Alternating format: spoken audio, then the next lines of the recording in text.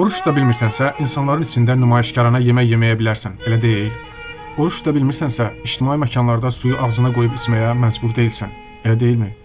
Oruç tuta bilmirsənsə, müsəlman qardaşların oruclu ikən siqaretini gizlində də çəkə bilərsən, elə deyilmi? Oruç tuta bilmirsənsə, yemək içməksiz qalmaq dözülməzdirsə, təhqiredici sözlər, məsxərə, qeybət, abırsızlığa bir ay pəhriz edə bilərsən, elə deyilmi? Oruç tuta bilmədiyini ümumiyyətlə heç kimə bildirmədən də Ramazan ayını keçirə bilərsən.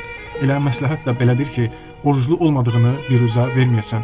Xülasə, oruç tuta bilməməyimiz bizə yemək içmək bəraəti qazandıra bilər. Amma digər bütün Allah bəyənmədiyi şeyləri etməyimizə icazə olduğu anlamına gəlməz. İnsafən belə deyə bilərik. İlahi, mən oruç tuta bilmirəm. Amma Ramazan ayının hörmətini saxlamaq üçün siqareti 6-7 saat da olsa tərk edə bilərəm. Dilimi bu ayda xoşagəlməz danışıqlardan təmizləyə bilərəm. Gözümü başqalarının namusuna baxmaqdan çəkə bilərəm. Unutmayaq, Rəbbimiz öz müqəddəs kitabında belə buyurur. Allahdan qorxun və bilin ki, Allah həqiqətən sizin nə etdiklərinizi görəndir. Bəqərə surəsi 233-cü ayə.